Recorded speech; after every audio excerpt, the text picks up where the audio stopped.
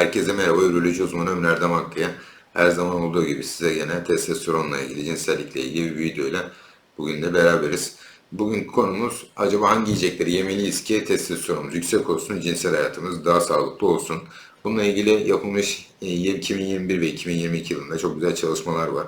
2021 yılında yapılan çalışmada yiyeceklerin inflamatuar indeksi değerlendirilmiş. İnflamatuar indeks nedir? Vücutta alındığı zaman sıkıntılı bir durum oluşturan yiyecekler. Bunlar batı tarzı beslenme demek istiyor burada. İnflamatuar yiyeceklerden kastımız paketli yiyecekler, gazlı içecekler, kola, fanta gibi, işte kırmızı et ürünlerinin çok alınması, işlenmiş et ürünlerinin daha fazla tüketilmesi gibi bir yemek tarzı. Bir de inflamatuar indeksi düşük olan yiyecekler var. Bunlar da genel anlamda baklagiller, sebze, meyve, et olarak balığın tercih edildiği bir Akdeniz tipi yemek tarzında da inflamatuar indeksi düşük yiyecekler deniliyor. Şimdi inflamasyon ne? Ona da anlatmak lazım kısaca. İnflamasyon mesela diyelim ki yere düştünüz, yaralandınız, bir yeriniz kesildi ve o bölgenin hemen etrafında birkaç gün içerisinde kızarıklık, şişlik meydana geliyor ve oranın bir an önce onarılması için vücut orada bir dizi reaksiyonlar meydana getiriyor. Ama görüntü tabii sıkıntılı oluyor. O bölgede şişlik olmuş, o bölgede kızarıklık var, bir sıkıntılı bir durum var. Buna biz inflamasyon diyoruz. Bu kronik inflamasyon dediğimiz, inflamatuar yiyecekleri yediğimiz zaman da kronik yani sonu olmayan bir inflamasyon geliyor vücutta. Vücut kendi kendine bir reaksiyon geliştirmeye başlıyor. Aynı sanki o bölgedeki şişlik kızarıklık olmuş gibi vücudun doğal fizyolojisine aykırı bir olaylar dizisi geliştiriyor. Ama bunun sonu yok. Vücut bir şeyle uğraşıyor, bir şeyler düzeltmeye çalışıyor ama neyi düzelttiğini, neyle uğraştığını kimse bilmiyor. Böyle bir durum meydana geliyor. Bu kronik inflamasyon devam ettiği sürece vücutta kansere karşı savunma azalıyor, kanser gelişebiliyor, metabolik olaylar bozuluyor, işte şeker hastalığı, guatr hastalığı, işte otoimmün bağırsak hastalıkları meydana gelebiliyor. Yani vücutta yeni değişik değişik hastalıklar meydana gelebiliyor. İşte bu duruma biz kronik inflamasyon diyoruz açıkçası. Tam tedavisi de yok, tam nedeni de belli değil.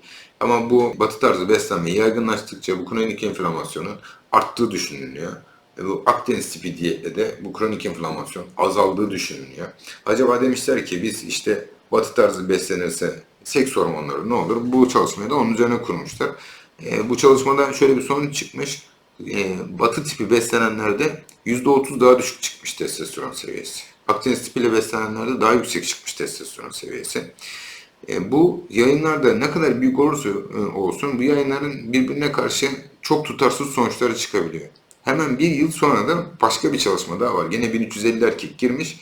Gene batılı diyetle Akdeniz diyeti karşılaştırılmış. Burada da testosteron arasında hiçbir fark bulunamamış. Yani bu dediğim gibi iki çalışma arasında bu testosteron bakımından, diyet bakımından hiçbir anlamlı sonuç çıkmamış. Ama iki çalışmanın da net ortak bir sonucu var. O da şu: kilo arttıkça, karbonhidrat alımı arttıkça, kalori alımı arttıkça vücutta testosteron oranı bariz bir şekilde düşüyor. Zaten bu başka birçok çalışmalarda gösterilmiş.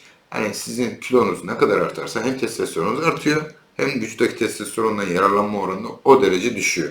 Eğer bir sporcu değilseniz yapmanız gereken şey karbonhidratı düşürüp diyetinizdeki yağ oranını arttırmanız. Testosteronunuzu her zaman daha yüksek tutacaktır. Ama eğer sporcuysanız, gerçekten hani günde 3-4 saat sporla uğraşıyorsanız ya da profesyonel sporcuysanız karbonhidrat tüketmeye de mecbursunuz. Karbonhidrat tüketmezseniz eğer iyi bir sporcuysanız, ciddi bir sporcuysanız bu sefer testosteron düşmeye başlıyor. Çünkü sporcular çok yüksek miktarda enerji harcıyorlar ve onu yerine koymak zorundalar. Onun eksikliğini yaşarlarsa metabolizmaları da çok hızlı değişiyor.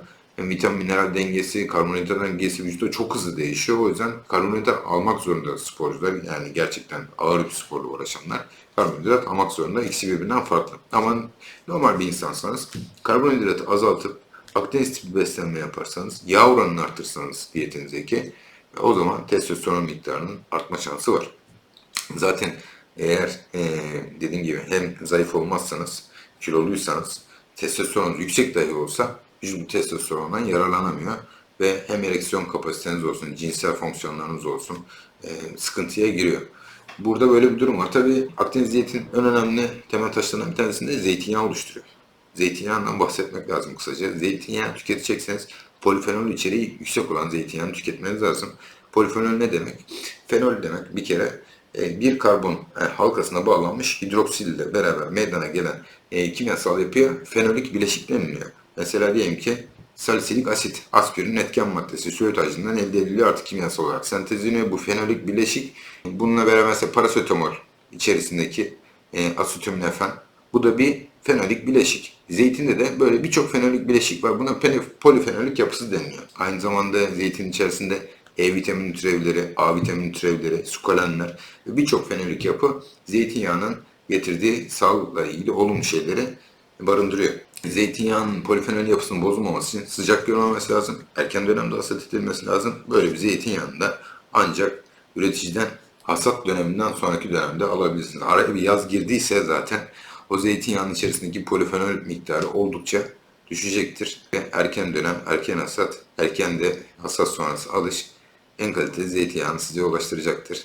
Akhisar'da oturduğum için bunları söylüyorum ama sonuçta işin şakası bir yana sağlıklı bir diyette zeytinyağının önemi çok büyük. Dinlediğiniz için teşekkürler, saygılarımla.